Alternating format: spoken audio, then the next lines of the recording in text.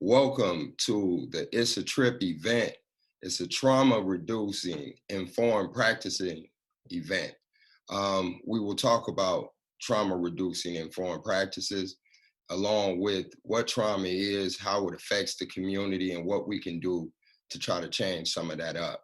My name is Ed Genesis. I am a lot of different things. And so let me break some of that down. First and foremost, I am a Black man growing up in America. I was born and raised in Gary, Indiana, and that's where a lot of my things start. I come to you tonight as not only lead organizer for criminal justice reform with Michigan United, but also anti-gun violence task force outreach coordinator for Isaac, a racial healing practitioner for Truth Racial Healing and Transformation Kalamazoo, and I am also co-director for Speak It Forward. Now, those are a lot of things, and I couldn't think of which hat or which arm that I was actually touching on with this topic. So what I wanted to do was just list everything because there's so many different approaches that I have to try to take and that we all try to take to address what we will be talking about tonight, and that is trauma. So just to go over why it's called It's a Trip is because a lot of times when people talk about, I went through something, you get the most vague response, and that's something like, oh, that's a trip, oh, that's messed up, and then that's it. And what we need to do, or what we should do, I believe, as a community and as a people in trying to stand together and in solidarity and also grow, heal, heal, heal. We must ask questions and we must be there for one another. And sometimes those questions can lead to answers, resources, and things like that. But we have to be willing to ask the questions and not just say that's a trip or it's a trip. So again, my name is Ed Genesis. I would like to introduce the amazing panel tonight, the people that will be helping me break this down. And what I want to do is I will actually say their names and I want them to break down their introduction. So we're going to do this just like we would do a Truth Talks with T.R.I.P. So I'm going to pass it over to my sister, Tammy Ray. And when you are done, if you can just pass it over to the next, and every time somebody's done, you can pass it over to the next. I would be remiss if I did not lift up that we are joined tonight. Our keynote speaker is the board certified creator of AGS, Dr. Jess Clemens. And thank you so much for being here. So my sister Tammy Ray, if you could chime in, please introduce yourself. And when you're done, pass it over. Thank you. Thank you, Ed. Again, my name is Tammy Ray. I'm one of the co-chairs of Isaac's Gun Violence Prevention Task Force. I'll pass it to Ebony.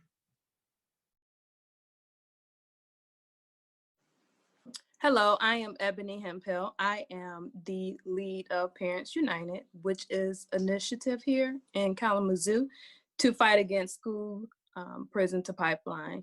And this is an initiative that my family and I were directly impacted with my son, DJ, who was 10 at the time. So I will go ahead and pass it on to my amazing husband, Dontre Hemphill.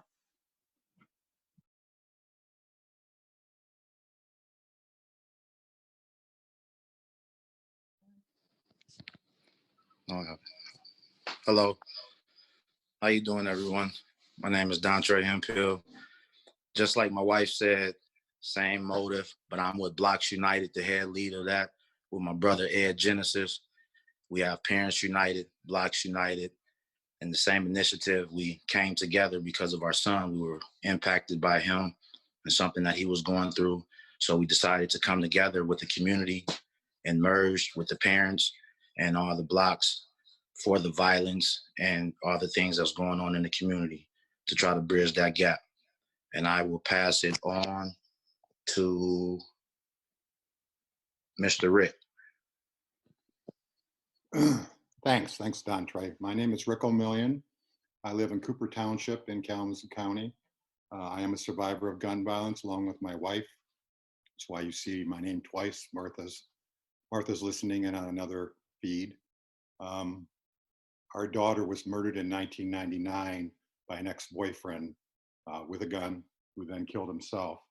So we've been involved with Moms Demand Action. I'm the co-chair of the Isaac Gun Violence Task Force, along with T.R.I.P. We've been involved in different groups fighting against gun violence, Brady Campaign, Everytown Survivor Network. So I appreciate the opportunity to talk about trauma and gun violence. Pass it on to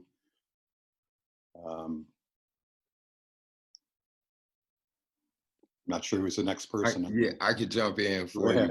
Thanks. Go for Pastor Esto. Oh yeah, Pastor Esto. Sorry. You can jump. My name is Esteban Juarez, but everybody calls me Esto. I'm the Director of Outreach at Urban Alliance. I'm also a site pastor for Urban Apostolic Network. We do urban ministry, and I am an outreach worker for the GVI, the Group Violence Intervention. Who should I pass it on to? Thank you very much. Dr. Sandra.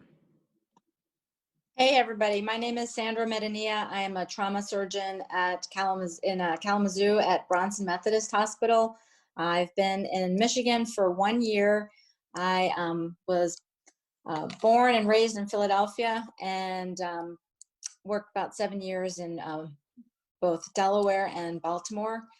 I have keen interest in gun violence prevention, mainly because, well, I'm usually on the receiving end of it as a trauma surgeon, and I want to make sure that I'm looking upstream and trying to see if I can help my community a little bit better to identify what they might need after they are injured, and what the community needs. Because as you know, once someone's hurt, everybody's hurt. And so I really think that that's a role that not only I can do, but Bronson could do for Kalamazoo, and not just with surgeons, but all specialties that deal with, whose patients are dealing with violence. So thanks for having me. Thank you very much for being here. And last but not least, even though I will do a more formal introduction, Dr. Jess, if you can introduce yourself, please. Yes. Hello. Thank you so much for having me. I'm Jessica Clemens. I'm a board certified psychiatrist. I trained and live in New York City. But my family, both my mom and my dad are born and raised in Detroit, Michigan. So I have a lot of ties to the community there. And I'm just looking forward to this conversation, and hoping to also share a bit of my expertise in terms of the impact of trauma. So I'm looking forward to it. Okay, thank you very much. Thank you all for your introductions and also taking the time out to just do this. So diving right in, here we go. Talking with my brother Don, there were a lot of shootings over the summer, and there was it just kept building and kept building, and we just kept talking about what are the different ways that we can just, I don't know, speak to some of the gun violence. And we did do a lot of outreach, myself, T.R.I.P, my wife, Patrice, a lot of different people, too many to name, honestly. A lot of people stepped forward and came forward. But one of the things that hit me was this, and this is how I'm going to frame this. An event happened, September 13th, 1977. My father, who was 26 at the time, was murdered by police officers. My mother, who was married, was 24 at the time, dealt with this trauma. Now, the police who killed my father were off-duty police officers, and this was an unauthorized police raid occurring at 10:30 at night. I was told my whole life that, well, not my whole life, but the majority of my life, that he was killed being in the wrong place at the wrong time.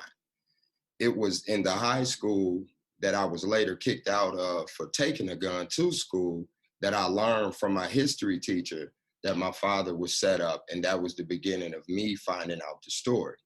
Now, I didn't know the story because my mother was traumatized and dealt with a lot of trauma, fear, hurt, and not knowing how to process a lot of that. I didn't even know what the word trauma was at that time. I learned trauma in a rap song, and it was because it rhymed with another word, and so the definition of it was not there. Growing up, I thought about a lot of different things, and as Don and I were talking about what are some of the ways that we can reach our community, we had a conversation, and he said, you know what, some of the things that you're talking about, I was at an event last year in Detroit where Dr. Jess spoke on a panel, and he said, I think we need something like that here. And he said it was more about mental health, but it still speaks to what you're talking about right now. And because what I kept lifting up was I dealt with this all of my life, but it still didn't keep me from taking a gun to school. So my father was murdered, but I still carried a gun. So this is like a paradox, so to speak. But it's also re-traumatizing. And it's now I'm in the position of traumatizing or have traumatized some. So what I wanted to do was open the panel discussion for saying that we know jail is not the answer.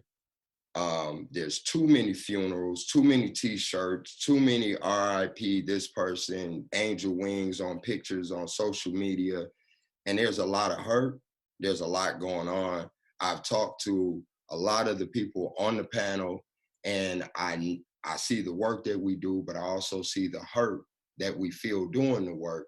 And so I wanted to have a conversation dealing with that. And that was my framing of I am still healing. And the trauma that I went through was not addressed. And when getting kicked out of school for carrying a gun, the questions were not, why did you feel like you needed a gun at school? Do you feel like you need a gun at school? What's going on? So these are some of the things that I would like to talk about, and just diving straight in. We have on the agenda, what is trauma and why is this discussion about trauma important? And I want to start with Dr. Sandra, if we can, who's a trauma surgeon. And yeah, if you can chime in on that, please. Yeah, I mean, when I see patients, when I see guys that are shot in the trauma bay, they're so vulnerable. Not only have they been shot, but I mean, they're naked. We're examining every orifice, everything to make sure they're not injured in other parts, and it's mortifying. It could potentially be mortifying. So that is the opportunity to, as a trauma surgeon, to really be respectful of the situation that they're in, how they're feeling, and make sure that the whole team appreciates that this is a human being that is in a really difficult situation, and try to provide them not only the physical support they need, but emotional support. I've had guys who have had, they had their belly opened. We operated on them. Their heart stopped. We opened their chest. We massaged their heart. We got them back. They're rolling back into the ICU. And I remember looking down at this kid. He's, only 22. And he was starting to wake up, and he looked up at me. And of course, he didn't know what was happening at the time, but I just remember like saying to him, you're going to hang in there. You can do this. You got this. And admittedly, he didn't remember me, and that's okay. But his family remembered me, because most of our patients, like they're out of it. They're intubated. They had a breathing tube in, or they have so many medications, or they're going through so much surgery that they don't really remember their hospital stay. But the parents and the sisters, the cousins, the family, they do. And I really just, at the time that I'm with them and I'm trying to take care of their loved one, that's a really good opportunity to talk to them about my patients' hopes and dreams, who their family is, and what they have to live for. A lot of my patients are beautiful people. They heal and they want to get better and they want to be there for their family. And in this particular case, this 22-year-old guy, later on, after he had gotten his leg amputated, and he had had his chest closed and his belly closed, and he started doing rehab, he actually became a spokesperson for people who were injured in violence and became an interrupter for us. And he said that he didn't remember my conversation or my pep talk, which is fine, but he said that he remembered leaving his body, and he felt like he was floating above his body in the operating room, and he saw the surgeons opening his chest, and he felt sad for his grandmom, and he didn't want his grandmom to bury him. So, that's just one story that I have of many, and you can believe in the afterlife or not. But at the end of the day, I had a really amazing conversation and relationship with this guy who had a life-changing event that night. And he did really wonderful things for his community afterwards. So I love my job. I love the people I meet, and I'm happy to be helpful in any components of it, of this fight for gun violence. Thank you very much for that. I know after having the conversation with you that you are dedicated to, you had a word, don't just treat them and street them. Yeah. And you said, and I really appreciate your dedication to going like that extra step to make sure that we can have not only this conversation, but the things behind the scenes that we're working on. I have to take one stop because in the beginning, I was supposed to give the biggest shout out to Dr. Charlotte Davis and Isaac for supporting me and being able to have this as a platform. So thank you, sis. Thank you, Dr. Charlotte Davis. As soon as I put the phone call, I put it out as an email, and she made the phone call and was like, Brother Ed, Isaac has that. We got this. And I just was like, wow. And the rest was just step by step. But some of the things that Dr. Sandra just lifted up spoke to Rick and Martha, and the advocacy of the trauma, but then turning it into advocacy. And honestly, a lot of us on the call are like that, but I wanted to ask Rick to chime in from same question. What is trauma and why is this conversation important?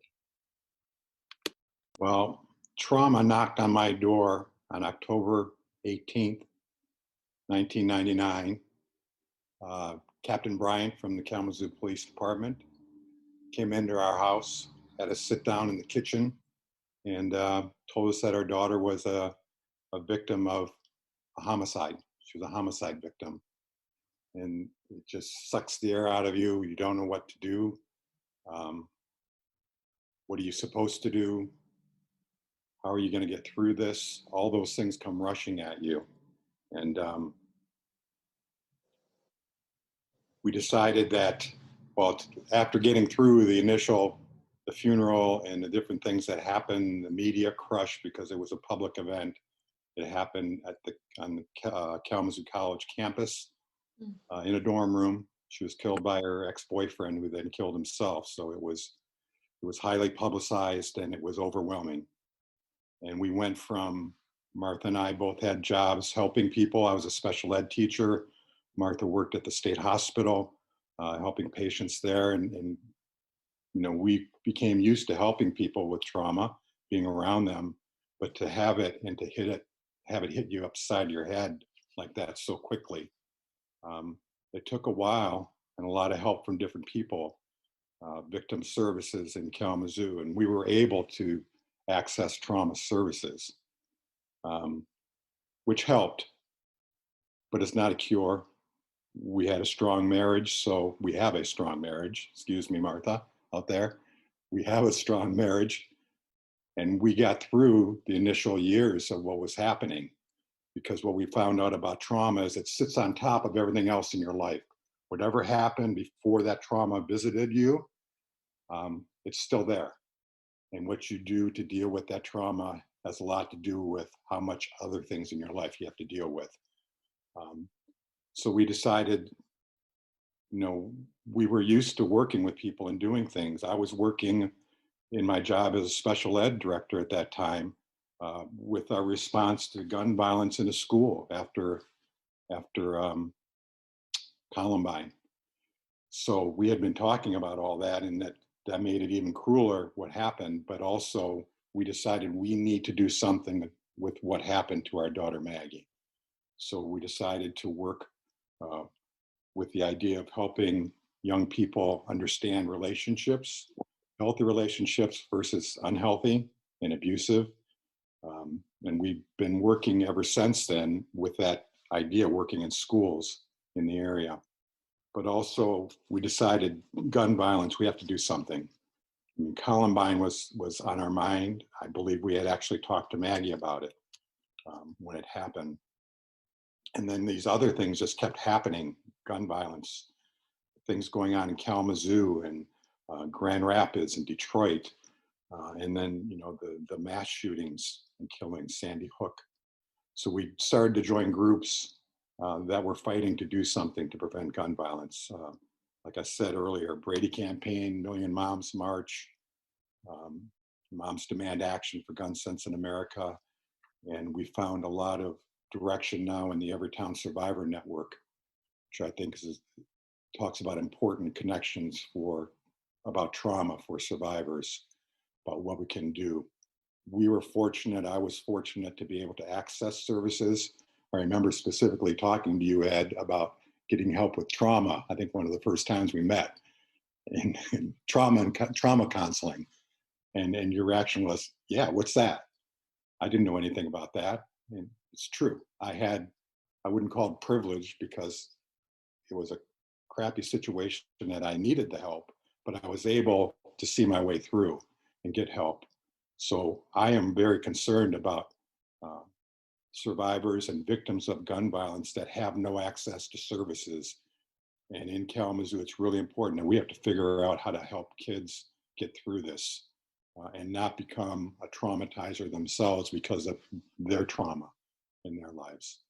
So that's how I got to this point, and why I belong to the Isaac Gun Violence Task Force, because we're trying to work on doing something.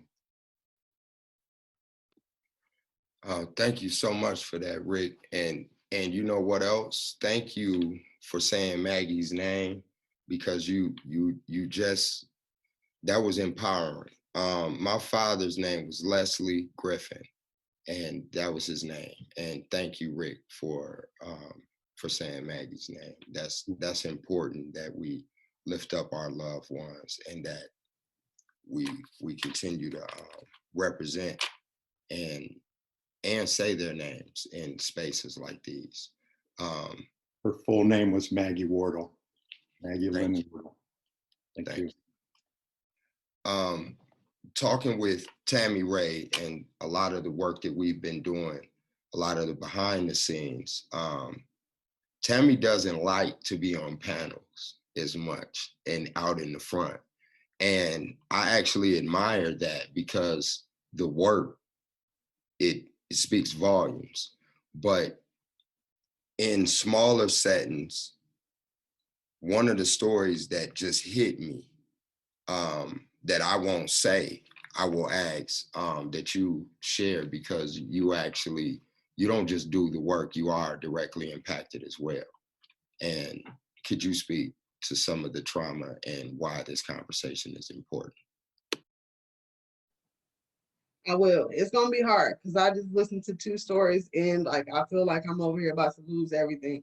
When I heard the doctor say operating on folks, I thought about my brother Marcel. He was shot in 2006.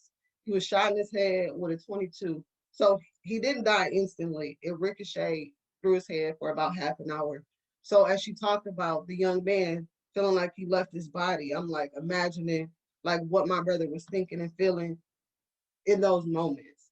So it's kind of hard. These conversations within itself is trauma for me, but I'm learning to share my story so that other folks can learn and live and grow as I am. But my brother, he was 18 when he was shot, the closest thing to me ever in life. It was the most hurtful situation because we were so close. My mother had 6 kids. She struggled with drug addiction for a long time. So we went through so many things. It was complex trauma, like multiple events. It wasn't just one traumatic situation. It was homelessness. It was her in prison, her in rehab. There were so many things. So I remember one time we were homeless and we lived in a motel and it was time to pay the rent. The folks knocked on the door like, hey, yeah, y'all gotta leave or y'all gotta pay $600. And it was just me, him, and my sister. Like, we don't got $600. Like, I worked at McDonald's, my sister had a baby. So it was like, we don't know what we gonna do.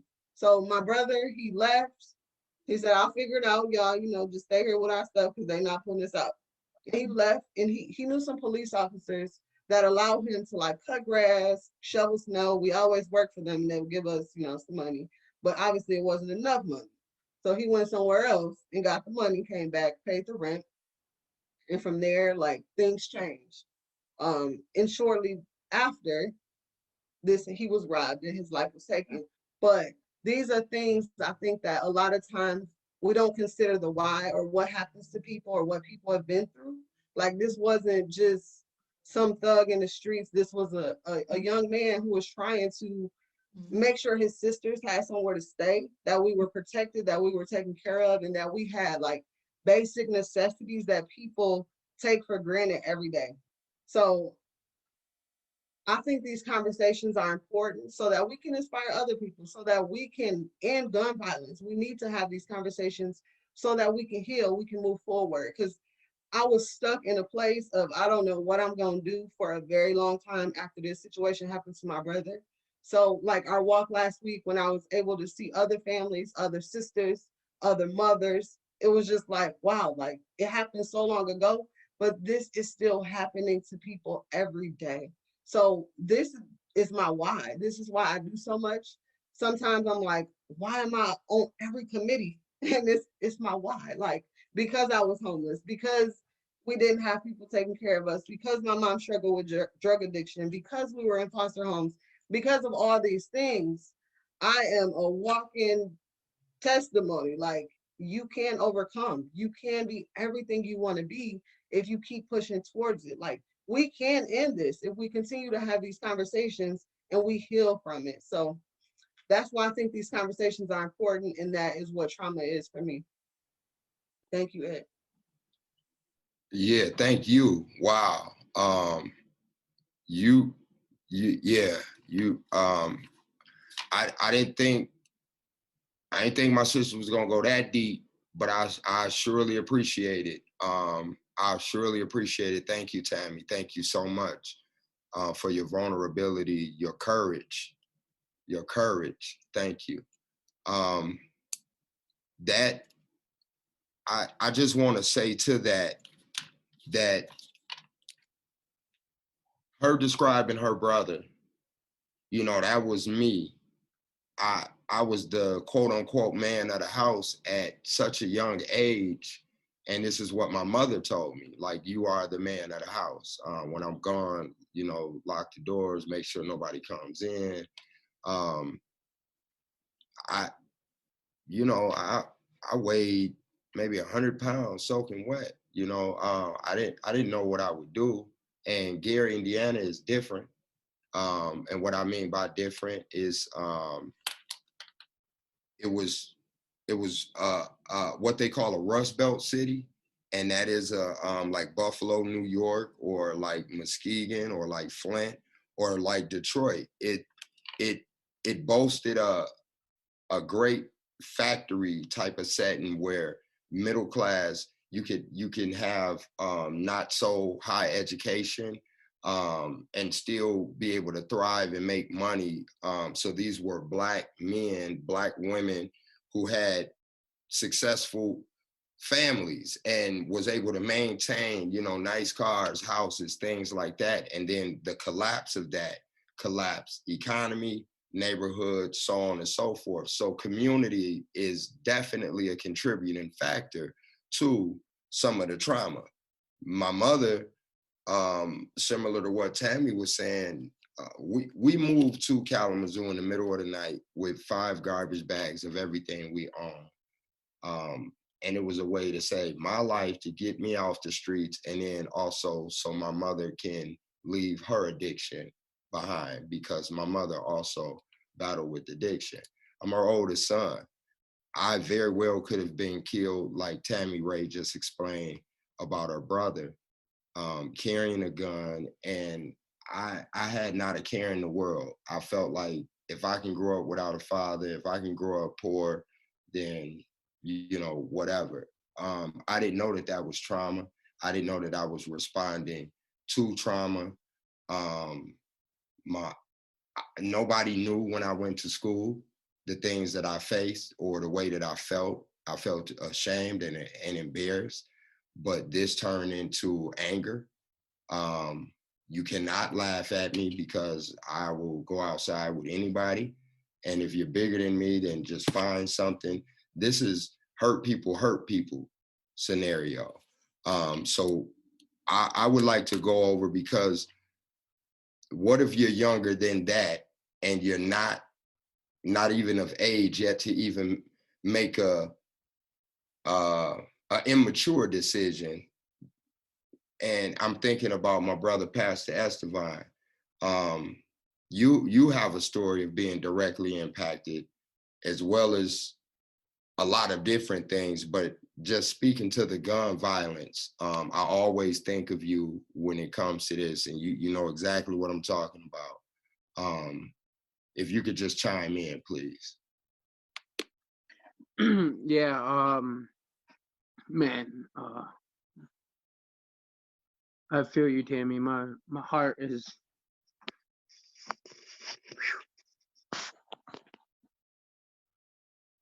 So, you know, trauma for me came at a very young age. You know, both parents in the late 80s when the crack epidemic hit, subject to that, right? I got 10 brothers and 3 sisters. And trauma, I was introduced to trauma in a way where, you know, this was normal. This was the way of life, right? So, you know, at a very young age, violence, just watching that, right? I got a brother who went to prison for attempted murder. My dad went to prison. 2 other brothers went to prison. So I got 10 brothers and 3 sisters, right? And so then after that, sexual abuse, I was sexually molested. So then that trauma piled on top of, you know, believing that violence is just a way of life, right? Poverty, you know, back and forth, you know, just so much trauma, right? And so um, me being on the end of being a product of my environment, I inflicted a lot of trauma on people.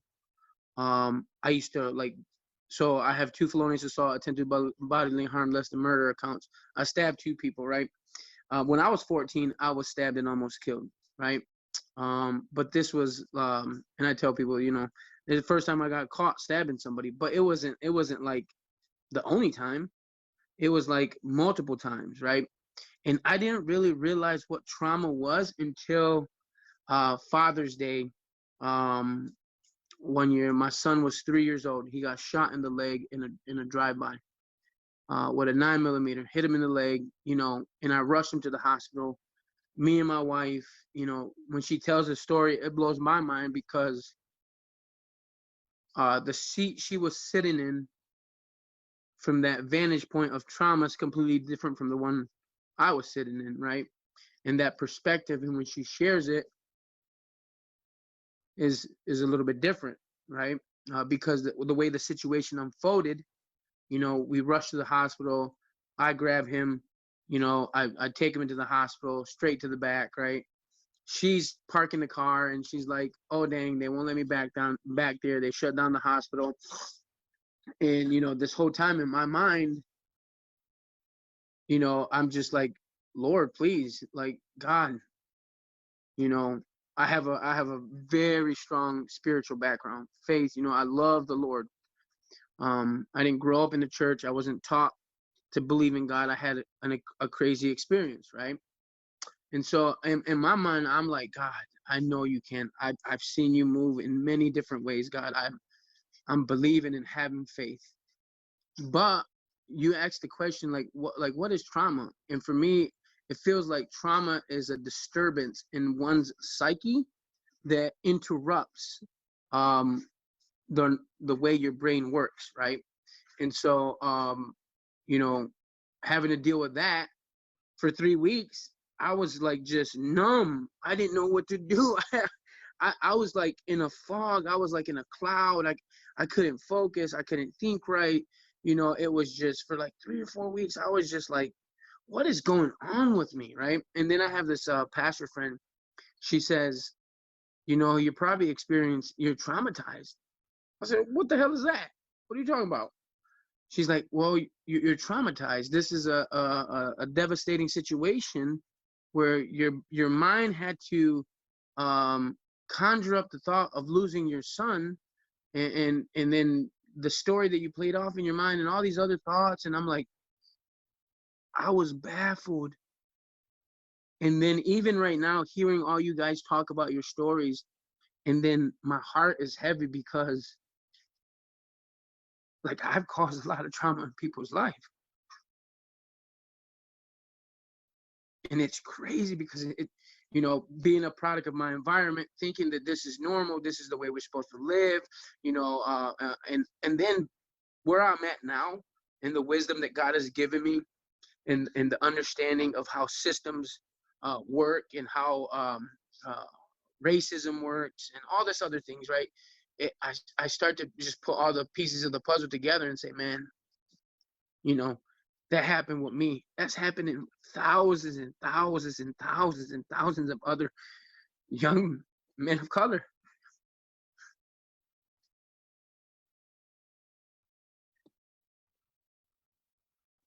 Thank you, bro. Yeah.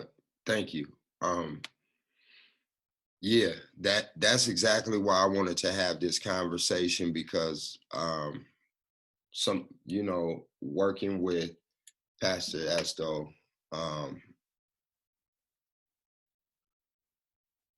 man, bro, I'm with all of y'all. Like, man, I knew this was gonna be heavy, and I appreciate y'all bringing it and being for real.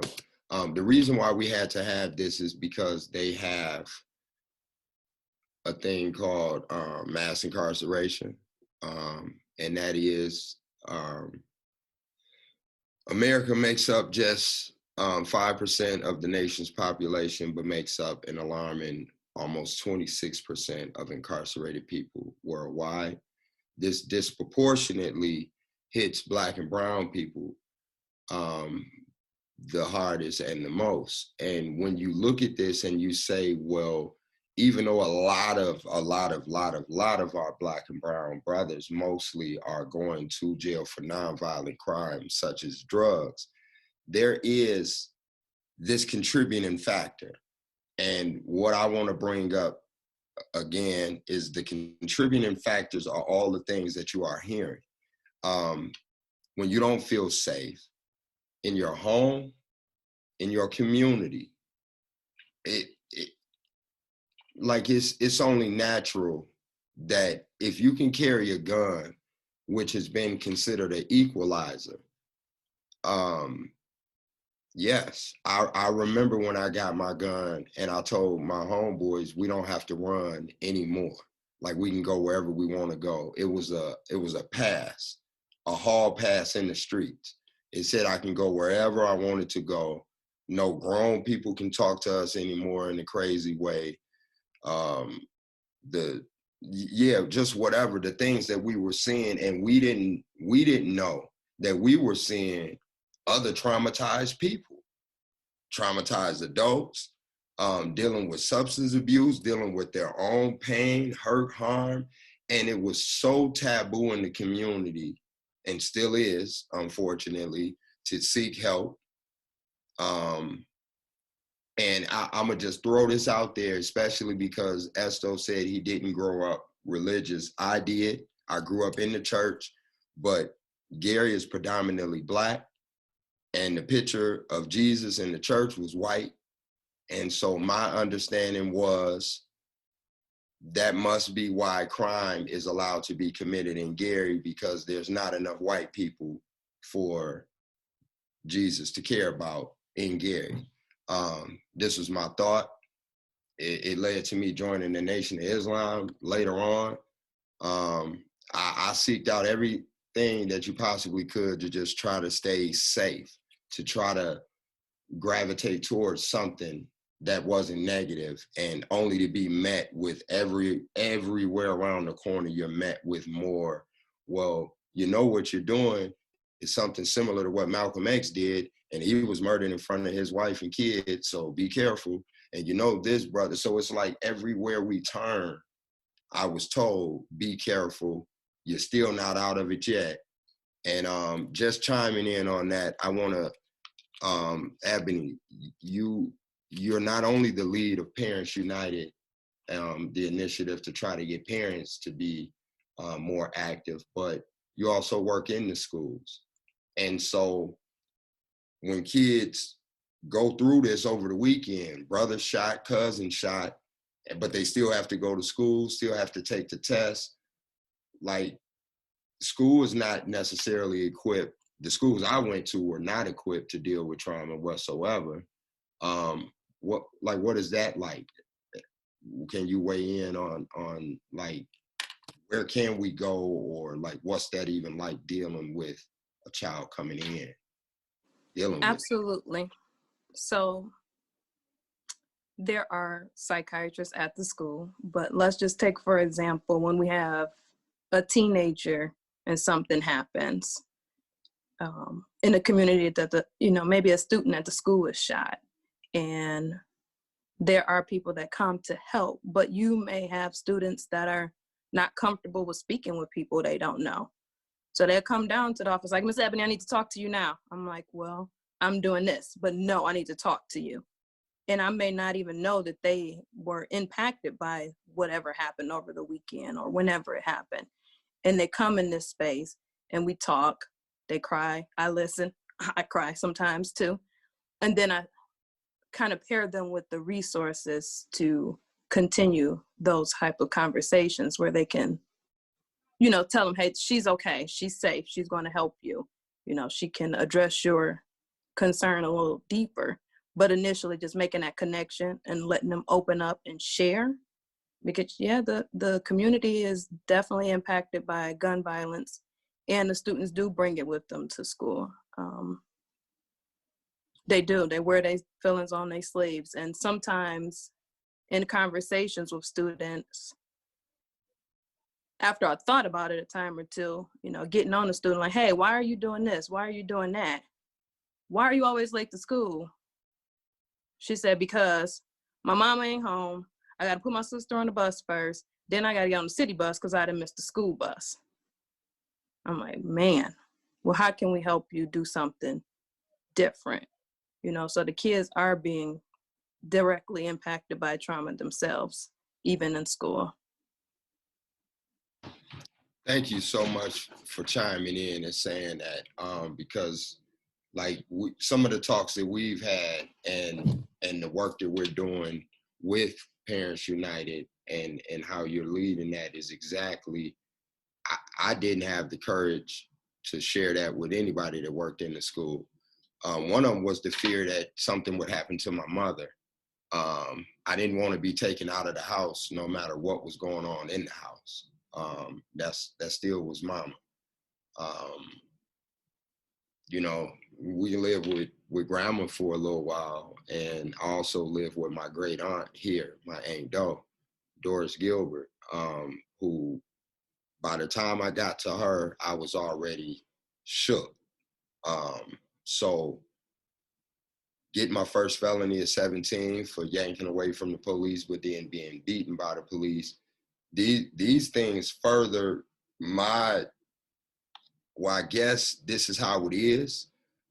This is the plight of the Black man. So I don't know. And so then you start adjusting, like Pastor Esto said. You start adjusting to, you rather be the villain than the victim. So you rather hurt than be hurt. That's how I felt. And unfortunately, that's how a lot of people wind up coming to Dr. Sandra. Before I go over to Brother Don, Dr. Sandra, just you hearing the things that you're hearing, I'm sure that there's have been cases where you have maybe treated somebody that's 12 years old for a bicycle incident, but considering the community that they're in, you very well can see them 2 years later for a gunshot. But what I wanted to talk about was you're hearing so many different domestic violence. We heard parents, substance abuse. We heard perpetrators, victims, school, different times in school. Just weighing in. I'm sure you've seen as young as Esto's son or as old as Tammy's brother, anybody older and in between. And I just wanted to turn it back over to you for a minute. Okay, thank you, Ed. I want to tell you guys, thank you so much for sharing your stories of your families, and I will keep their names on my mouth. I will say their names. I apologize for being so frank about what we do in the trauma bay and in the OR. A lot of the times I'm speaking with people like politicians and business people who don't think that trauma matters. Like, it doesn't matter. Like, I visually have to put it in their face so that they can care.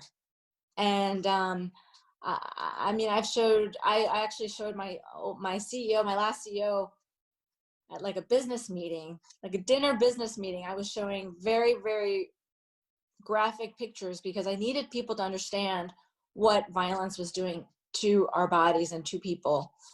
But I really apologize for bringing that to this conversation so frankly. The other thing I want to tell you is that my family's from Guatemala. I am a Guatemalan, Latina, lesbian, female in a trauma world, white male surgical world. So I do bring a different perspective to my practice. My cousin, my mom and dad were in communities like the ones you guys have grown up in Guatemala. They were in a barrio that was like it's called El Gallito, or the rooster, and they said you can't get out of El Gallito. You can't. Right now it's totally overrun with cartels and drugs, and somehow, you know, my mom and dad got out of that, but my family, the rest of my family in Guatemala did not.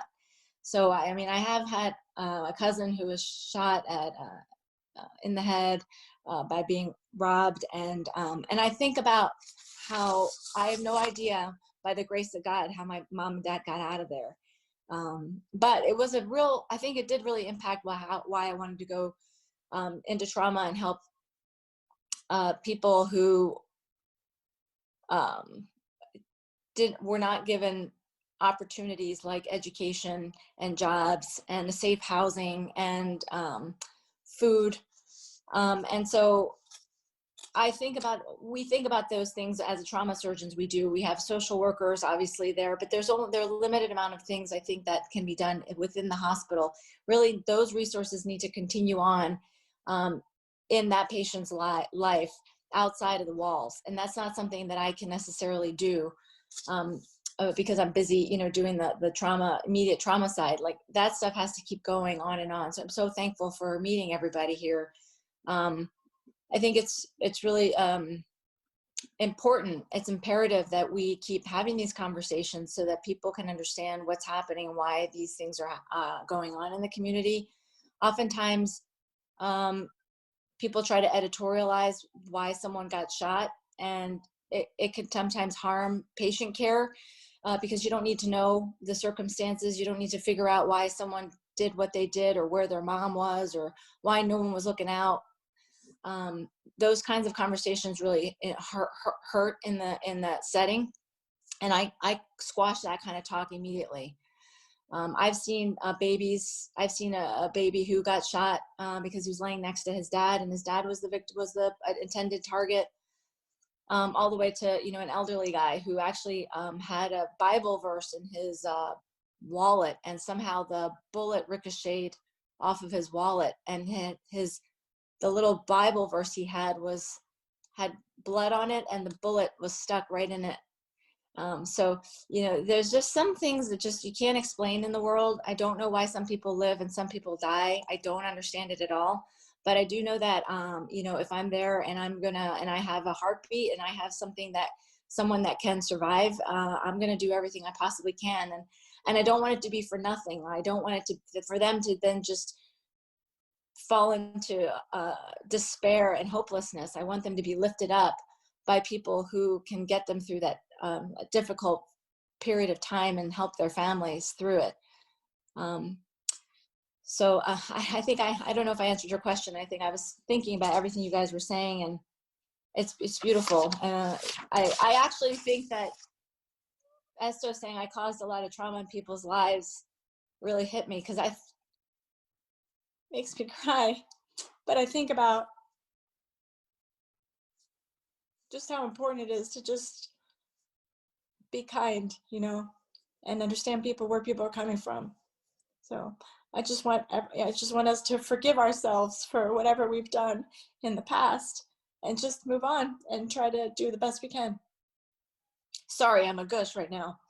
I worked last night, so this is what happens when I work the night before. I get very emotional. But in any case, it's very important for me to advocate for my patients, to hear their side of the story, and then to be able to, if I can do it by getting funding from politicians for a program, then we'll do that. And if it's just to get some, you know, bagels and donuts from a bakery shop so we can, you know, host a coffee discussion about it, let's do it, you know. So I became a physician because I wanted to be able to advocate for people like my cousin, you know, who couldn't escape El Gallito, who couldn't get out. Thank you so much, Dr. Sandra. Yeah. You did more than answer the question. You went in.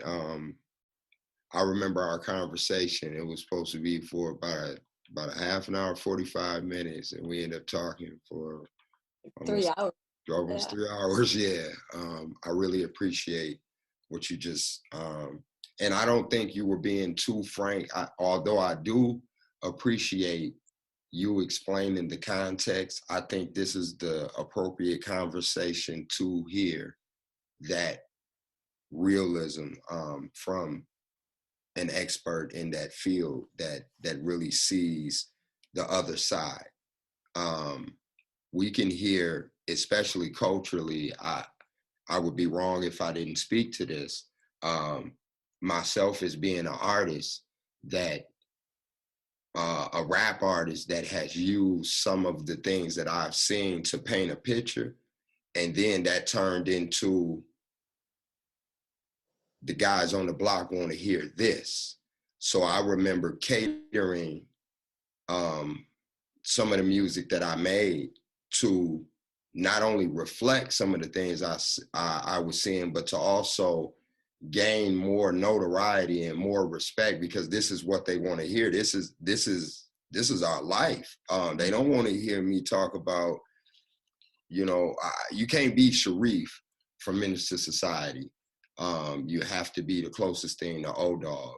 And if anybody has not seen that movie, O-Dog was regarded as America's nightmare. Young, black, and didn't give a F, is how he was described.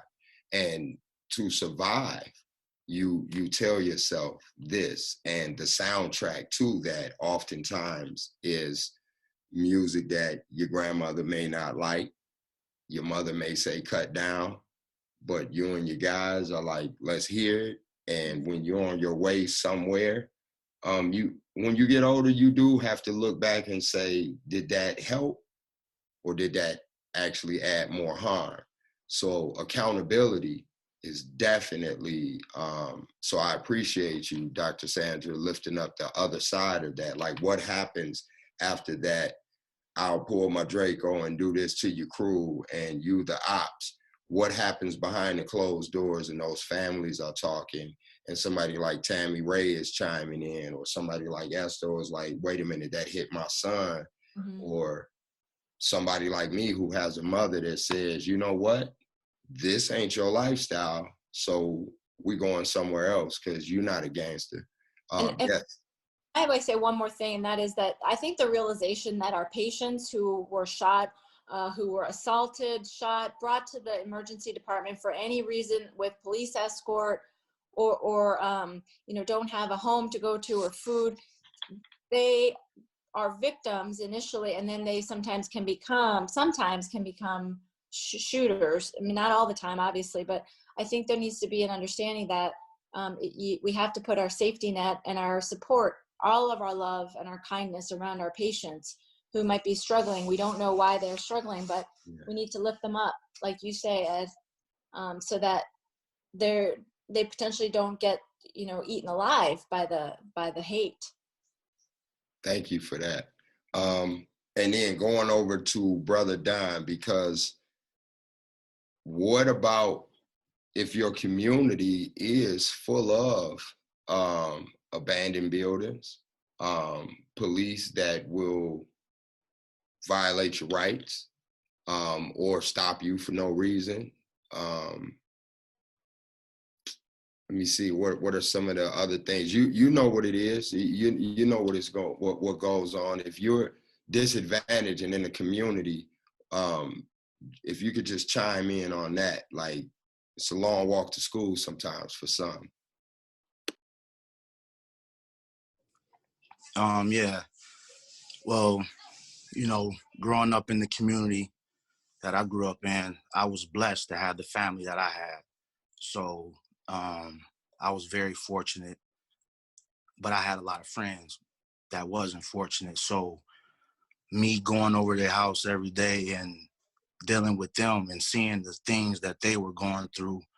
One of my best friends had a father that was in the penitentiary for all of his life. He was labeled a menace to society. So usually they say we walk in our father's footsteps. So my friend, he went down the bad road, and he got incarcerated. I guess walking in your father's footsteps is so true, because all that type of stuff was brought up in his court case. He was institutionalized for 12 years, and just watching him change and go through the different changes in the trauma and stuff like that was different. I have a friend that's still institutionalized for a crime that he didn't even commit. The police know he didn't commit the crime. All the evidence is there on the floor, laid out, but yet and still my buddy been in there for over 20 years, holding on like a champ. Talking to him from time to time, picking his brain. The trauma is there. I own a barber shop on the north side of town, so of course we have had a lot of shootings around this time. So lately, I've been dealing with either guys that's on other side, either the side that's been shot or the side that's shooting. And just to hear a guy the other day talk about him, because he had got out of the hospital, about the trauma that he goes through, waking up, cold sweats, still remembering that night. Like, those things are every day. Those things are things that we go through as well in the community. It's not necessarily, mental health is big. It can be whatever. It doesn't just necessarily have to be that. It could just be waking up every day and wondering how you're gonna feed your kids and stressing over that. That can mess with your mental. How you gonna pay your bills? That can mess with your mental. So just sitting back over the years and looking at other people's lives as well as my own, just looking at the things that people go through. And it's not until I went to that event when I was just like, man, like, everything could play a major part in mental health. Like, so that's part of the problem of what's going on in the community. And we not having enough of these talks where we sitting down and seeing what's right and what's wrong with people. Because like Ed said, sometimes people say, when you express yourself or express your feelings, we're not supposed to do that. We supposed to try to be tough and be macho, but hey, that can mess with your mental too. So it's just all these things, and listening to Tammy and Brother Esto and Brother Rick, they're still dealing with mental issues every day, thinking about the trauma that they've been through in the past, still trying to get through that every day and wake up and just, try to one day at a time. So that's really what it is, Ed. I mean, every day where we at, guys wrongfully accused, have to deal with the police brutality, things of that nature, man. All that stuff, man, it just weighs a toll on you, heavy. Thank you, bro, for weighing in on that. And that's the perfect segue, honestly, because of the mental health aspect. I want to say this though, because I didn't want to lift up rap. I love rap. Rap saved my life multiple times. So I didn't want to just put that out there generically, like, oh, rap contributes to gun violence. That is not the case. But what I am lifting up is we deal, and when I say we, I'm talking about Black men in America, the fight to have something. So rap oftentimes represents the rebels, the person that can say, F the police, the person that can say whatever else is on your mind at that time. And when it's a rebel cry or is healing through resistance, that is something. But when it's,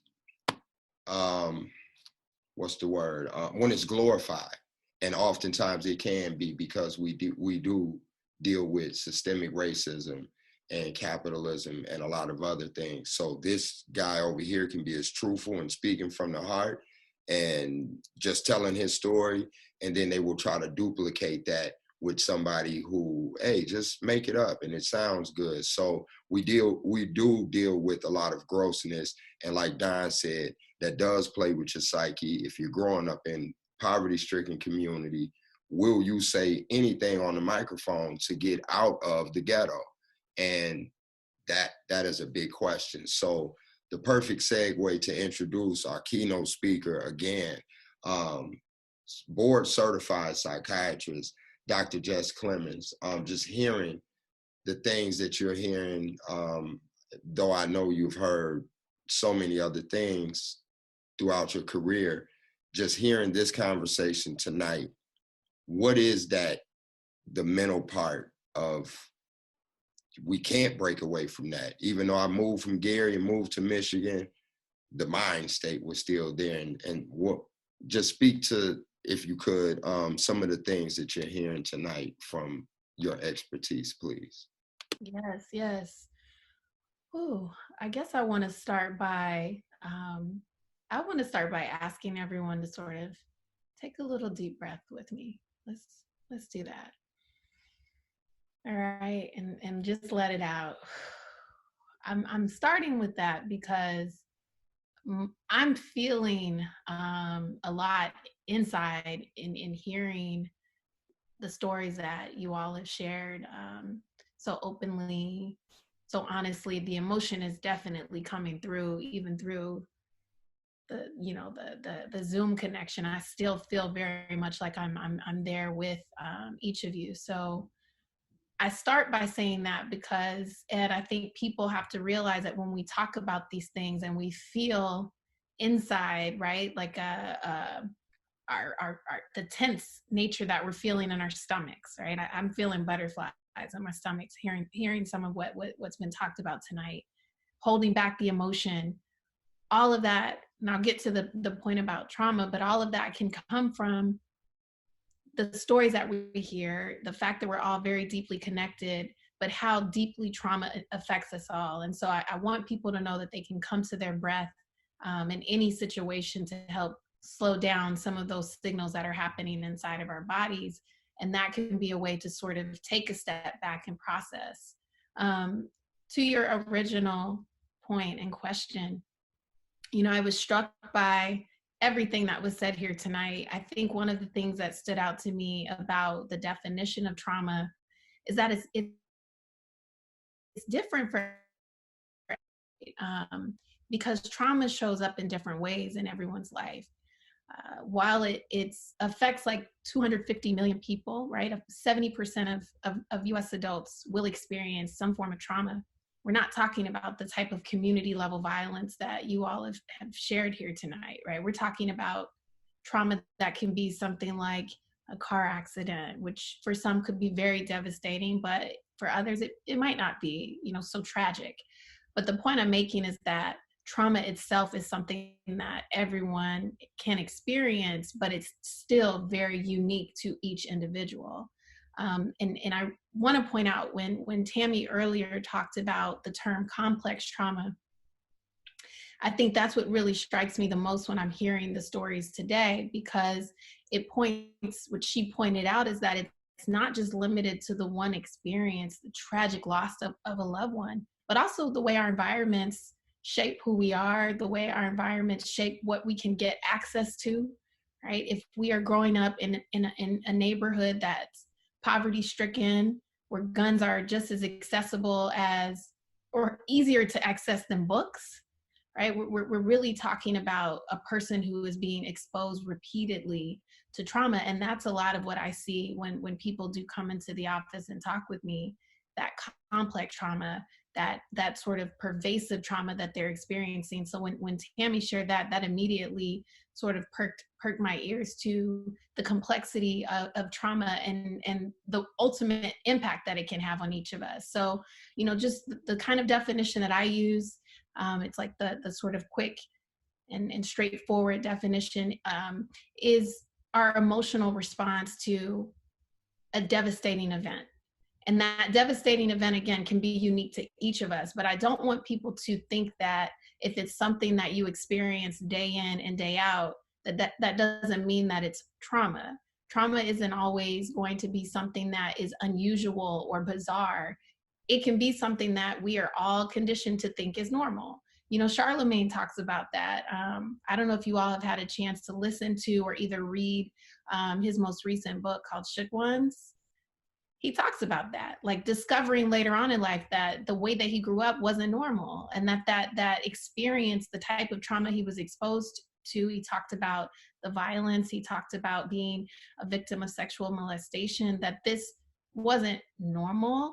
And so in order to accept that he was traumatized, he had to get to a place, I believe it was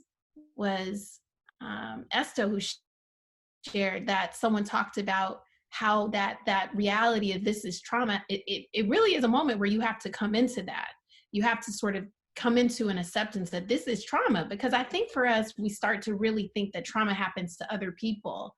Because if you really think about, right, if I really take a moment and think about some of the things you've shared, it's almost like, how can any of us go on after we've lost someone close to us in such a tragic way? There's no way my life can continue. But when it does, I think our minds begin to separate that then this wasn't as traumatic as maybe it could be, because I'm still standing. So I'm emphasizing that because while trauma, the experiences are all different, the reality is that it can take a little time for us to even accept or even recognize that it is trauma, especially when we're in environments where it's showing up all the time and in different ways.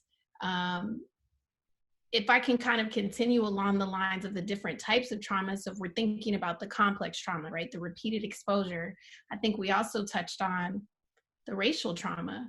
And Ed, when I think, you know, I was kind of scanning through the room and looking at the faces here tonight, one of the things that I really love that you all have been able to do is this is a very diverse group of people who are here on the same accord, talking about the effects of trauma and interested in seeing the change. And that, to me, is the start of where we can actually get to a place to evoke change. So, I mean, that is powerful, to really look at the difference in age and gender and in race and in sexuality. I mean, it's really, really powerful. And I think it speaks to, again, how ubiquitous trauma can be, how it can show up at any time and affect anyone, but also how important it is for all of us to be able to come together to have honest and real conversations about it. So, you know, I got to definitely take a moment, like I was starting to with talking about racial trauma, you know, and the fact is that there are communities that are more affected by the way that they experience the world because of their race, right? And we know that we've been all out in the streets, hopefully, or doing our part to kind of lift our voice when we were, you know, talking a lot about the recent deaths of Black people in our communities. When we talk about George Floyd and Breonna Taylor, I'm sure everyone has been thinking and holding space. But what we know is that going back to cattle slavery, you have a scholar, Dr. Joy DeGruy, spent 12 years plus probably dedicating her life to researching what effect did that have on people who are the direct descendants of slaves in terms of the type of trauma that we're carrying around. And she coined the term post-traumatic slavery syndrome, right? And what she pointed out, and I think a lot of us can maybe relate to, no matter race, but the concept of how much things are passed down to us, right? So I think about my own life, and for example, you know, if my mother is saying, when you go out in the street, be careful, you know, look around, make sure that you know your surroundings, that type of behavior, maybe it came from an experience that was passed down to her, or maybe, you know, growing up in Detroit and in the 60s and the riots that happened, maybe that was an experience that led her to then pass on to me to be vigilant. Well, Dr. Joy DeGruy points out that if we go back to slavery, some of this hypervigilance that's sort of expected for Black folk, I see some of y'all nodding, you know, this sort of tendency to know what's going on in our environment, to run before we even know why we're running if something's happening. How much of that was passed down because at a point in slavery, that was what you had to do to survive. And so then the next generation learned the behavior. They didn't necessarily experience the same situation or the same trauma, but they learn the behavior. They learn when they have that conversation, you sit down, this is what you need to do to keep yourself safe. So what I'm pointing out is that some of the behavior that we all carry and learn comes from trauma that was passed down from generation to generation. And that's an example of a specific type of trauma that a scholar has spent a lot of time working on. So I encourage people to look into that. But racial trauma also shows up in sort of our day-to-day lives, right? The systemic issues. When I'm hearing people and my heart gets heavy, because a lot of these issues stem from poverty.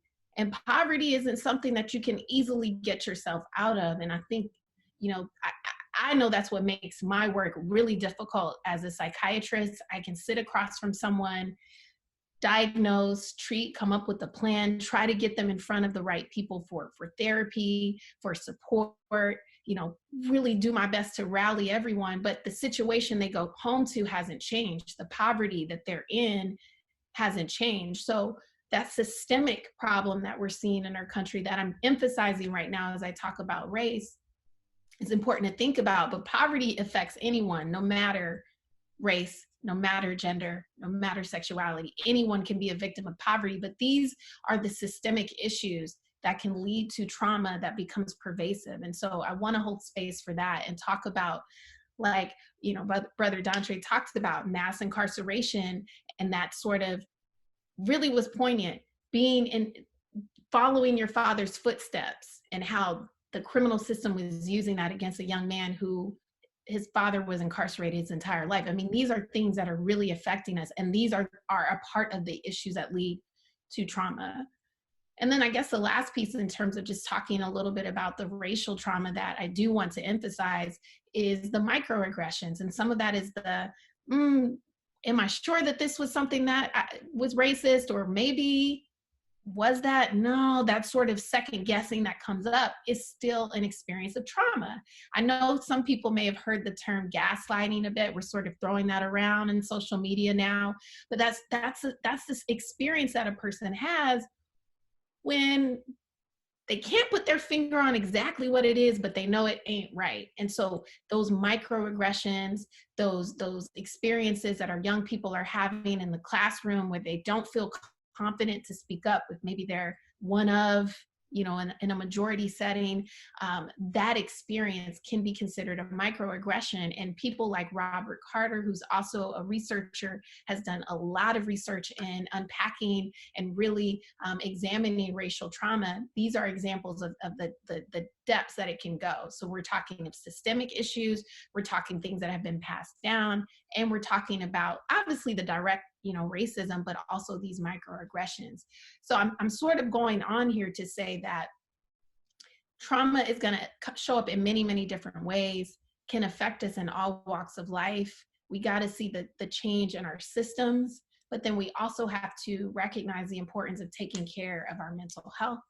And so, Ed, I'll let you interrupt me if you want to, but I definitely would like to be able to share with people some of the impacts that, the ways that trauma can affect our mental health too. Yeah. Thank you so much, Dr. Jess. I knew you were gonna bring it because I did my research. Yeah, but wow, thank you, because I'm still healing. So let me put that out there. Like, I am not healed. I don't just claim to just, yeah, I got it. So you just actually lifted up some things. It's like, wow, okay, yeah. And what I want to lift up is, so Tammy did mention the complex trauma, and then you just talked about a lot of the complex trauma, or complex traumas. So with that, I just wanted to lift up, okay, so what Don was saying, let me see. So if the generation before us said, and this is what a lot of not just Black and brown, but young men, period, whether it's you start out with the water guns, Christmas, you get the water guns, you get the cap guns, you get the Westerns, you get even sci-fi movies have lasers. Guns are okay. So when you talked about Charlemagne saying the things like being normalized in the book, guns are okay in society. So says the majority of society. And in the poverty-stricken communities, cops and robbers, you only play that till you get about maybe 4th grade, and then nobody wants to be the cops anymore. So the water gun games are totally different. Sometimes they can be inventive and fun, but I'm thinking of, when you just said that, I thought about that shift that we had when we wanted to be tough, when we wanted to, not even to be not the victim, but just to be respected by the older people who said that this is the way to do it. You don't run from a fight. You don't cry. Boys don't cry. Young men definitely don't cry. If somebody pushes you or even challenges you, you definitely have to fight. Or if not, everybody is, ooh, he just, I'm thinking about when my mind shifted and I said it was okay. And I want to just lift up, in Gary, we had what they call corporal punishment. We got hit by the teachers. So hitting was okay, I thought. If I can shift it over real fast. So Ebony, going to Detroit, you described something one time when we were having a conversation, and I remember you said it so matter of fact that I had to say, well, that's not cool. And you said the metal detectors in the school. And to me, even though I grew up in a place that was, they needed them, I would have been really taken aback to walk into school and see them. Honestly, I would have been like, man, what y'all trying to do to us? But just, could you chime in real fast before I ask Dr. Jess to chime in on that part? Could you speak to what you told me basically, what school was like in Detroit.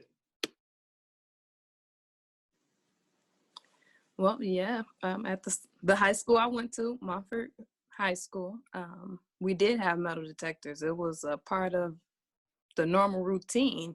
And I believe we were in a conversation about there being some questioning of metal detectors here in Kalamazoo.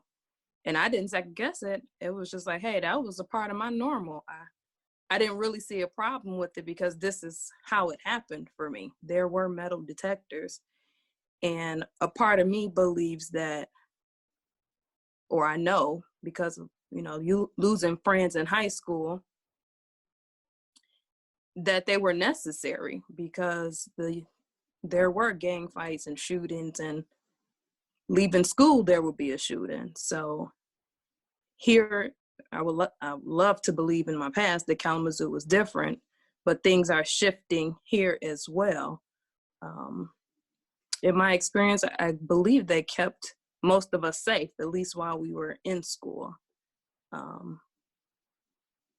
Yeah, that's it. It was a part of the routine. I never felt differently about it because that's how it was. When we were having that conversation, because that was one of the things, just me as an organizer fighting against school to prison pipeline, when Ebony just said that so casual one day, and I was like, whoa, wait a minute, we can't have that. And she was like, well, this is what I saw in school. And that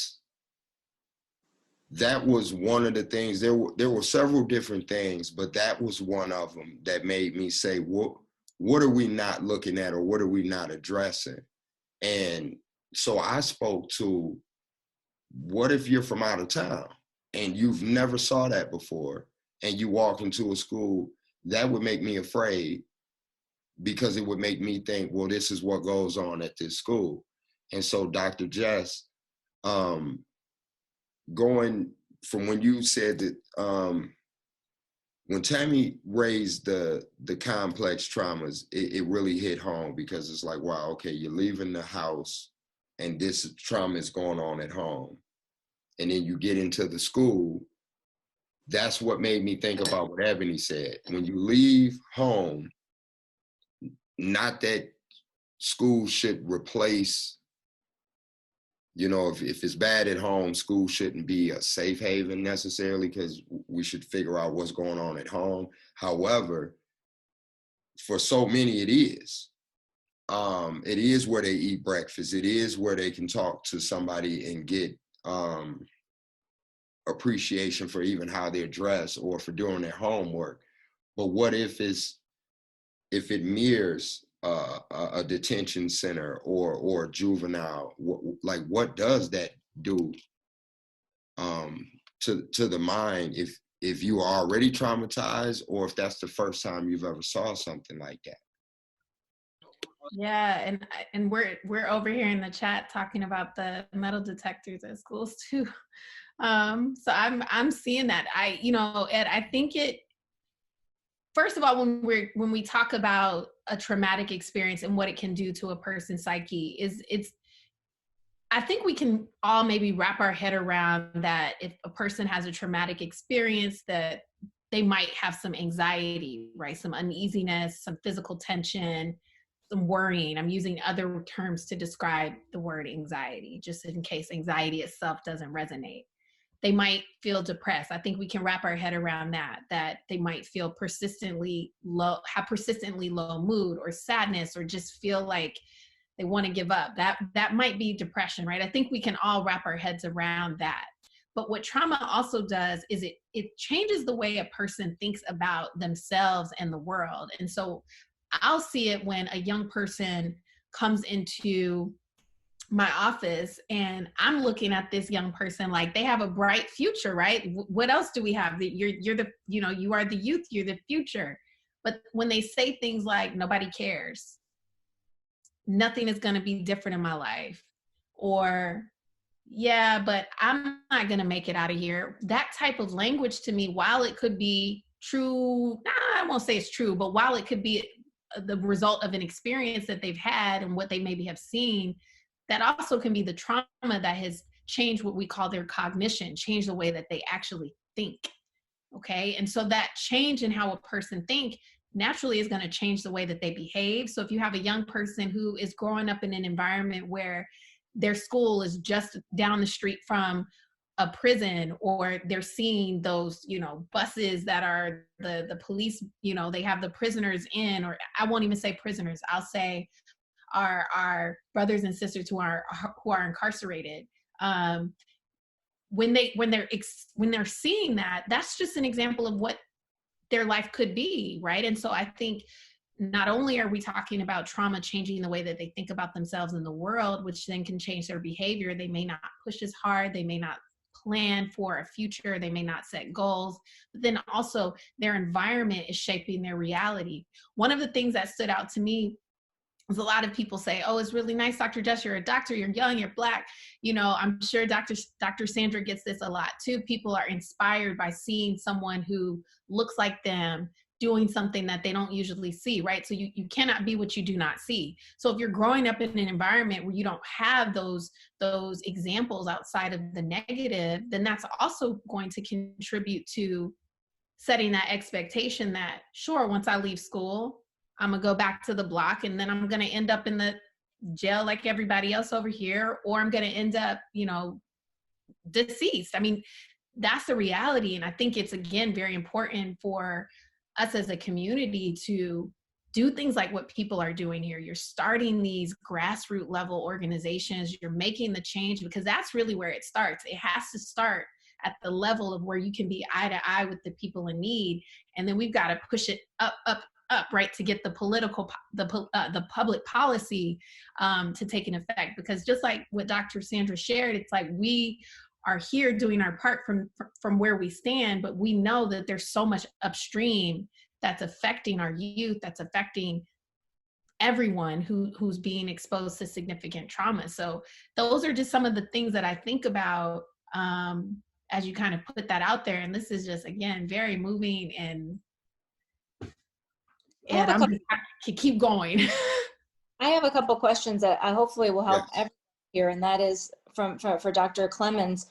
What would you say, what advice would you give each one of us individually about working with or talking with someone who's experienced trauma? Like Dantre has someone in his barber chair that, you know, just saw his friend get shot, or, you know, I have a patient, or let's see, you know, Ebony has a child whose brother just got shot. Like, how do you, I mean, I know that we're talking about complex things, but like on a one-on-one microscopic level, you know, what do you do? How do you act? What do you say? You just listen, and then what? Yeah, I think what you're describing is, I like actionable things that we can all do. And so my first sort of response to anyone who is being having a conversation with someone or working with people directly who are traumatized is, you know, first of all, kind of let them set the tone in terms of how much they share. Like here tonight, I think people were moved and wanted to uplift the names of people in their lives who they lost or came very close to losing. And so we let them set the tone. And what I mean by that is not pushing them further if there are certain things they don't want to get into. And so I'll even do that in my own practice. You know, I ask about trauma, I'll list different things just so people get a sense. I won't say specific examples, but I'll ask like verbal, psychological, emotional, or sexual trauma, or have you been exposed to gun violence, things like that, just to get a sense of what people are experiencing. But even in my professional setting, I don't push. So that's the first thing I would say is listen, but don't push. And then, you know, when we allow a person to sort of share from the emotion as it comes up, and we're holding space for that, and not judging, not trying to shut it down, and not trying to give a solution, because sometimes there isn't one. All we can really do is hold space and allow the person to give up some of that burden that they're carrying. So again, don't push, but let them sort of speak freely, and resist that urge to say, okay, here's what you need to do. But then be thoughtful about maybe helping the person to get some help, if that's what if you're concerned enough, encouraging them to get the help. And I don't know the specific resources that are there in Kalamazoo, but there's Psychology Today that has a ton of therapists that are listed throughout the country that a person can go to, starting with churches in the community. I know pastors are wonderful at counseling as well, and there are a lot of people within churches who can do that, but guiding the person to get the help. And then I think also having a sense of just knowing that there is only so much we can do, and we can show up and be supportive, but we won't necessarily be able to take away the pain, right? And I think that's the part that's uncomfortable, but that's okay, right? If I'm holding space for someone to share their truth the way that they want to, that can give them a little bit of let that valve open and release a little bit, but I'm not going to be able to come in and make it go away. It's a deep, deep wound. That's also what trauma really gives us. It's a deep emotional wound and physical wound, like in the work that you're doing too. Thank you. Thank you for that. And thank you, Dr. Sandra, because that was a perfect segue. And thank you, Dr. Jess, for breaking that down, because when entering into this, I remember Don and I having conversations, and I was like, well, where do we start? And we knew the conversation had to happen. And I just started going through and calling, like literally cold calling people. Like, hey, my name is Ed Genesis. I'm a criminal justice reform organizer. We're trying to do something. Can you give me any pointers? And what I got was the 3 E's and the 4 R's of going into trauma reducing. And that was event, experience, and effects. So identifying the event. So similar to what Dr. Jess was just saying, that these are things that we can do as a community. That doesn't take us being licensed, but actually just a little caring and being informed. And if we can stay informed as a community, I believe the 4th grader, because that's where I was at, 4th grade, when I said, this must be life. This must be what it is. I'll probably end up being murdered like my father. So in between this time to that time, I get to do whatever I want to do with no accountability.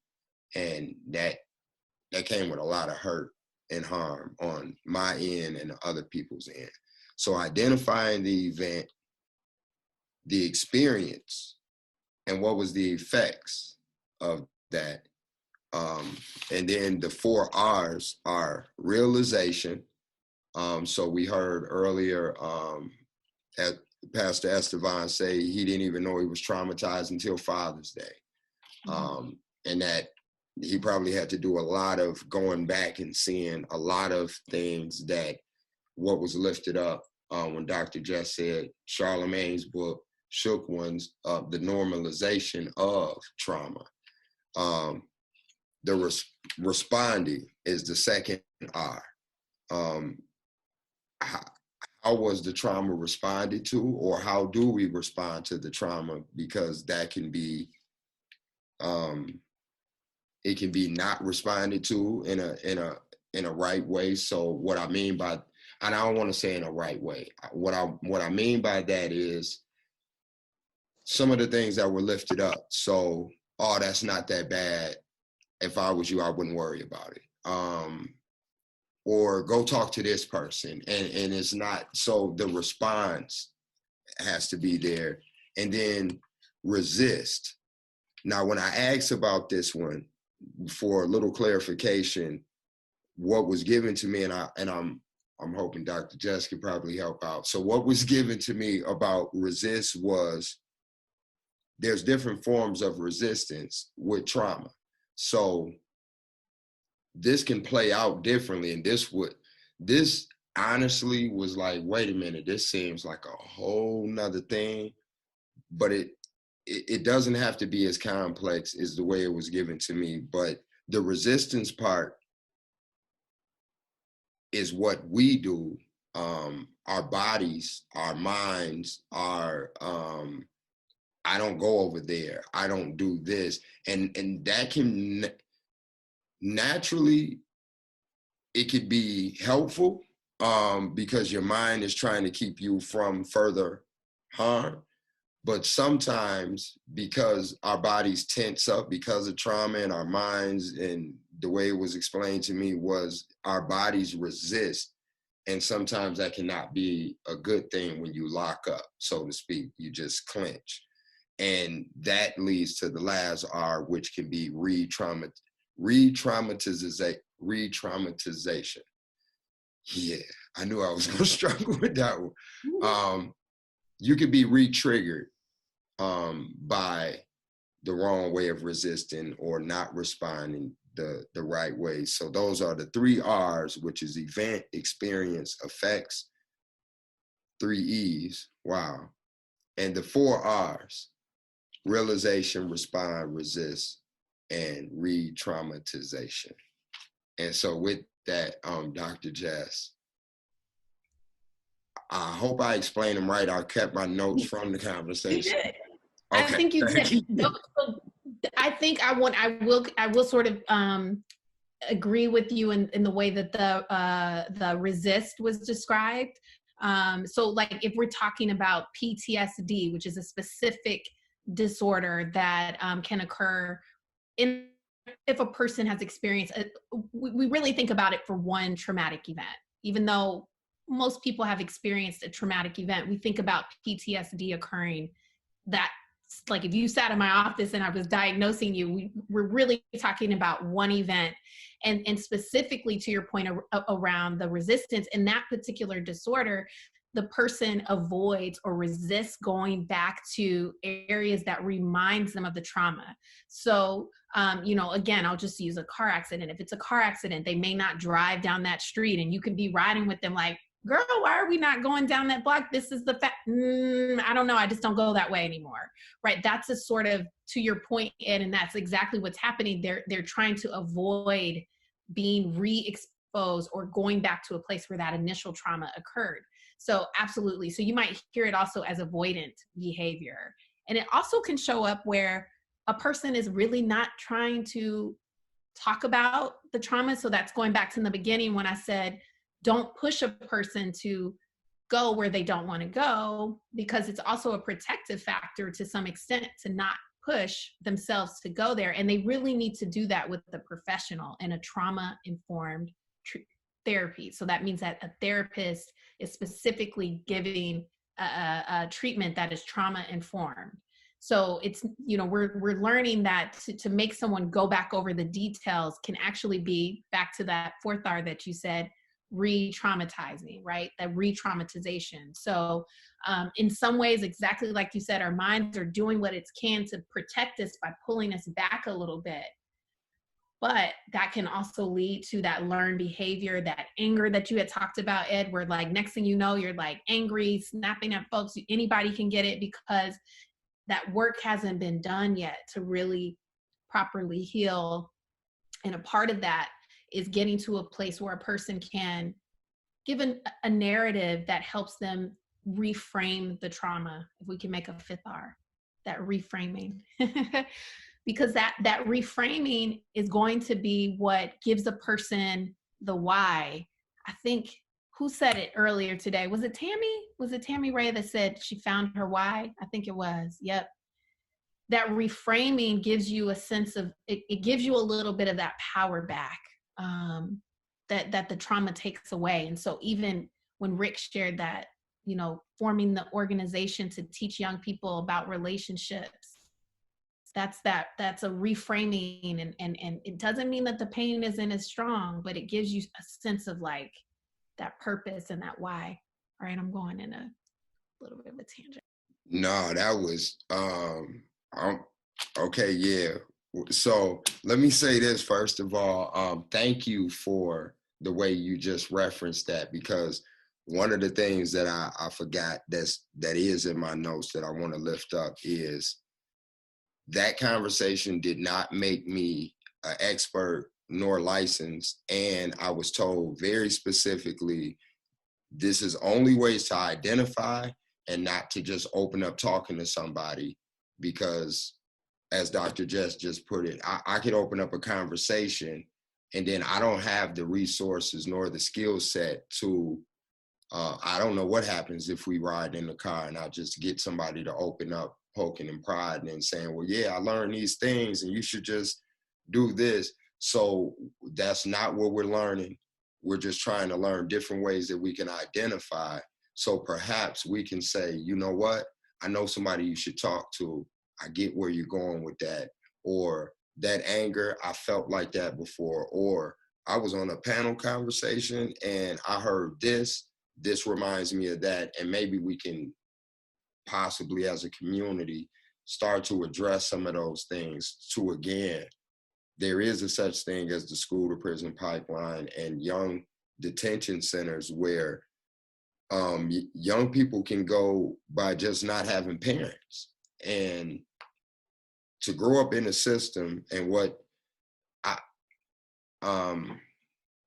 let me say that I also have 3 felonies. My first one is 17. So one of the times when I was in jail, I learned what being state raised was. And it was a white guy, and he said, man, I'm on my way to court. He was like, but it's nothing to me. I'm state raised. And I was like, what is that? And he was like, I've been in the system since I was like 8 or 9 years old. The state raised me. And so I went from foster homes to juvenile to jail to, he was like, this is like my 5th time going to prison. I was like, wow. Now that hurts. That's trauma. And I also want to say the reason why I was smiling and saying, don't mind the tangent, Dr. Jess, because you just, I love that reframing and the 5th R. I love that. I would love to expand on that as an actionable step that we can have in the community of seeing what does that look like to help reframe some of the perfect example. I showed my wife this. There was a guy in the news, a young man in the news, 11 years old. They called him an 11-year-old Crip rapper. He just went to prison. He shot a baby, like a toddler. But rather than them saying a child killed a child, they said 11-year-old Crip rapper. And I'm like, how do you put that title on an 11-year-old? And that's just mind blowing. So if we can get into reframing, once we identify some of the traumas that we're seeing, then perhaps some of these people can stand a chance, and they're not some of the ones that's saying, I'm the black sheep of the family. All I do is mess up. I'm just a gangster. I'm just a thug. And it's like, you can be so much more. And again, what was lifted up is if you can see it, you, Jack Nicholson said in the movie Departed, I don't want to be a product of my environment. I want my environment to be a product of me. And I love the way that was put. And it is like one of my goals to just keep doing the work to spark the young men and anybody else that's around to say, I guess it is cool to not litter, or it's cool to not want to hurt, not want to harm, not be misogynistic, not be violent. And it doesn't make you less than a man. And that's a whole nother topic that we got to talk on, about toxic masculinity and peeling back some of those layers, because I've been learning some stuff that was like, wow, are you kidding me? So we was doing it wrong for this long. It's another story, but we got about 15 minutes left, and I would like to allow this time for to again, first of all, say shouts out and thank you to my sister, Dr. Charlotte Davis, for supporting and like so quick, just said, brother Ed, we got this, do it. And thank you so much. This is part of my healing process and part of what the community needs to heal, in my opinion. We cannot just say everybody shooting are throwaways and just should be discarded out of society, out of our community.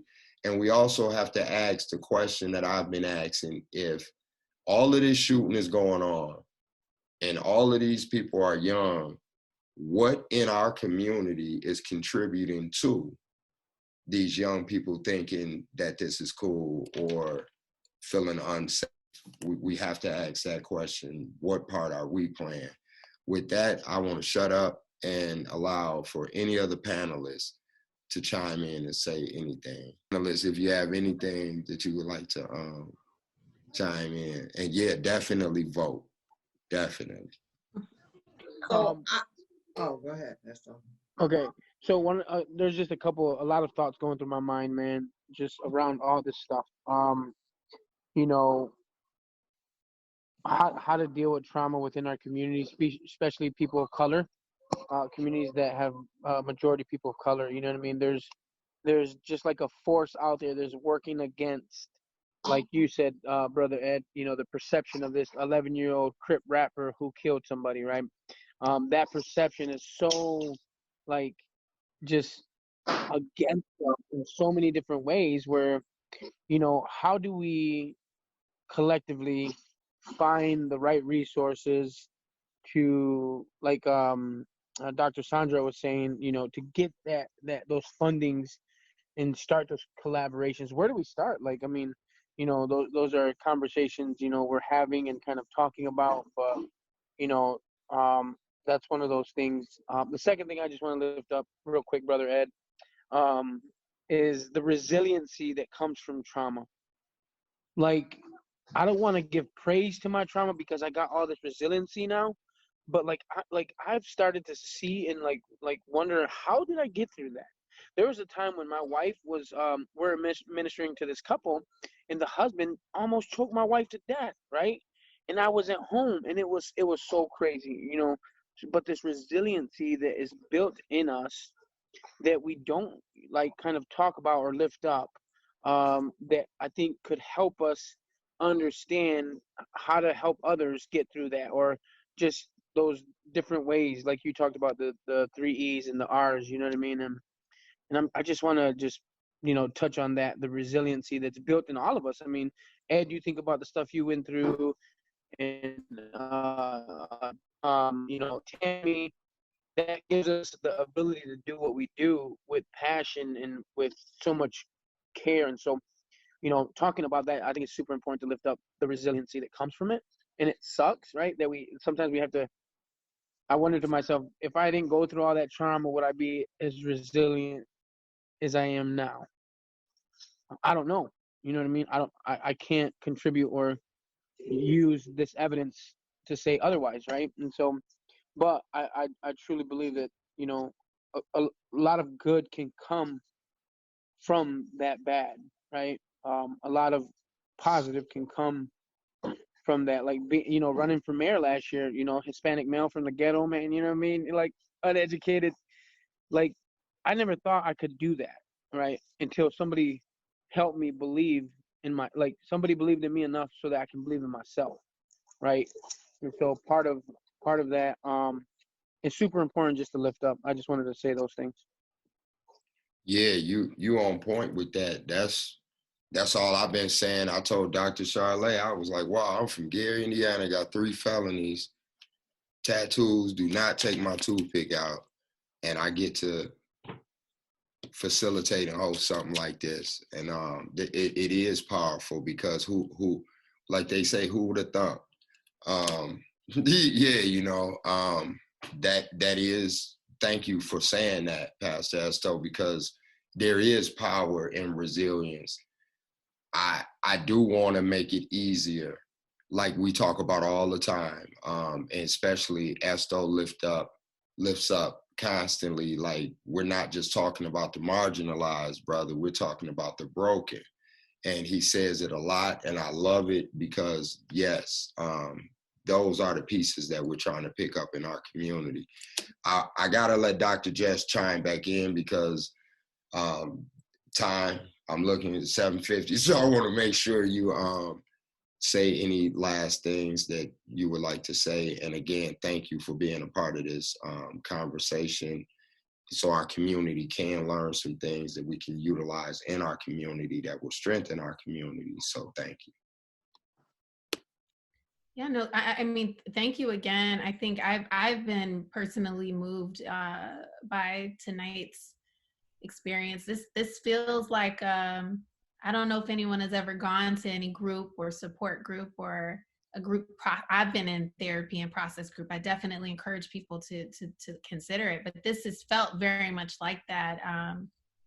Very, very moving experience. So I just want to say thank you for holding space for this, and it's definitely changing lives and touching lives. I think I would just want to sort of make my final contribution to tonight really, a positive note, and I think a reminder, and kind of going off of what Pastor Esto shared, is that while all of these events have occurred for many people and may occur in our lives, we are not those events. We don't have to sort of give into the darkness. We can move towards the love and the grace, and we can do it by getting help.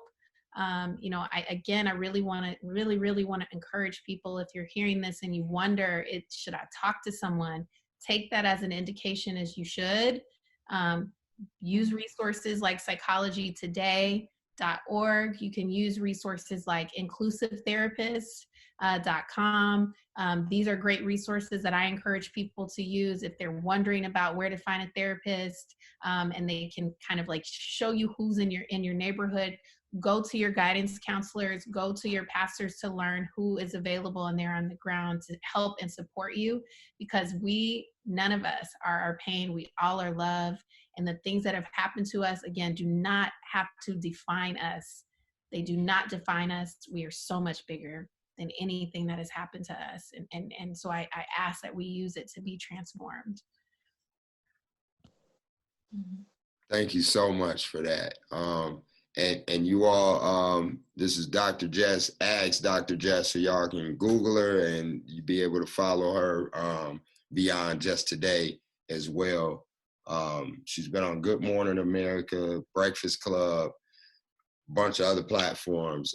Definitely check her out, and let's just keep it open so we can learn more and do more within our community, so we don't have any throwaways, period. There's no such thing as a bad child, is what I'm learning.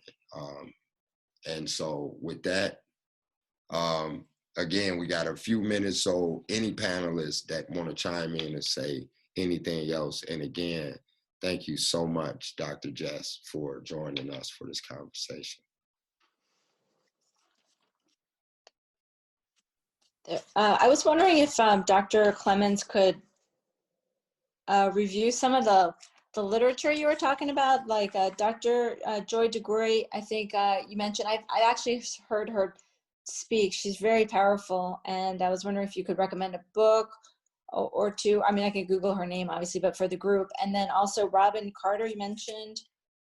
And somebody told me that the name of the book of the other one was The Shook Ones. That's the Charlemagne book. Yes. So Robert Carter is a researcher, PhD. And so I was just sort of referencing the fact that he has done a lot of research around racial trauma. So there's not a specific paper that I'm referencing or a text, but he is someone who's sort of known for his work and really uplifting the term and really carving out that this is a specific form of trauma.